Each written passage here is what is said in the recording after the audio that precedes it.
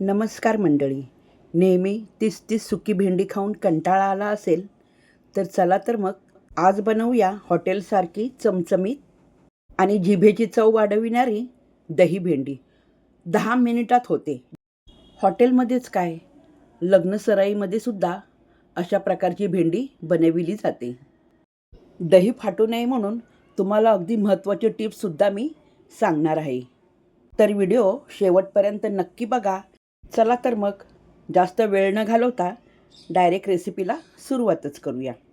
इथे बाउलमध्ये मी 3 मोठे चमचे दही घेतले. आंबट गोड दही आणि फ्रेश दही घ्यायचे आहे. थोडे फेटून घेतल्यानंतर 1 टीस्पून हळद घालून घ्यायची आणि 1 चमचा लाल मिरची पावडर. 1 कांदा मी बारीक चिरून घेतला होता, त्यातला फक्त मी अर्धाच कांदा याच्यामध्ये घालून घेतला. बाउलमध्ये जेवढे साहित्य मी घातले होते ते सगळे मिक्सर जारमध्ये घालून घेतले.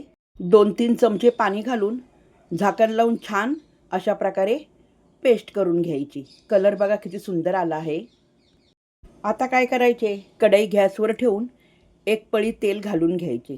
तेल चांगले गरम झाले, त्याच्यामध्ये भेंडी घालून चिमटीभर लगेच मीठ घालून घ्यायची. भेंडी जास्त छोटी न कापता अशी मोठ्या साईजमध्ये भेंडी कापून घ्यायची. 1 ते 2 सेकंद तरी भेंडी अशी छान परतून घ्यायची. आता याच्यावरती 5 मिनिट झाकण ठेवून द्यायचे. 5 मिनिटानंतर छान अशा प्रकारे भेंडी शिजवून निघते. भेंडी शिजली की नाही ते चेक करूया. भेंडी छान शिजवून झाली. आता याला लगेच कढईतून बाहेर काढून घेऊया. मी भेंडी परतून घेत असताना जरासुद्धा तुम्हाला याच्यामध्ये लाळ दिसली का ते तुम्हाला मी पुढे सांगते. तेल गरम असल्यामुळेच लगेच राई, जिरे आणि कढीपत्ता याची फोडणी करून घ्यायची. चांगले तडतडले की लगेच याच्यामध्ये शिल्लक राहिलेला कांदा, आलं, लसूण आणि हिरव्या मिरच्या घालून घेतल्या. 1 मोठा मी कांदा घेतला होता, त्याच्यातला अर्धा कांदा मी मसाल्यासाठी वापरला आणि अर्धा कांदा फोडणीसाठी वापरला. 4 ते 5 हिरव्या मिरच्या, 7-8 लसूण पाकळ्या आणि पाव इंच आल्याचा तुकडा याला मी किसून घेतलं. याच्यामध्ये पेस्टचा वापर नाही करायचा. तर छान याला असे परतून घेतल्यानंतर कढई काही बुडाला लागलेली नाही आहे. भेंडीमध्ये मीठ टाकल्यामुळे त्याचा लालसर रंग फक्त आला आहे. फोडणी चांगली तेलामध्ये परतून घेतली का त्याच्यामध्ये 2 बाऊल पाणी घालून घ्यायचे. आता या पाण्याला उकळी नाही आणायची. याच्यामध्ये लगेच वाटून घेतलेला दह्याचा मसाला लगेच त्याच्यामध्ये घालून घ्यायचा. मिक्सर जारमध्ये पाणी घालून ते सुद्धा इसळून पाणी याच्यामध्ये घालून घ्यायचे. चवीनुसार मीठ घालून घ्यायचे आणि चिमटीभर साखर. चमच्याने एकदा याला ढवळून घ्यायचे.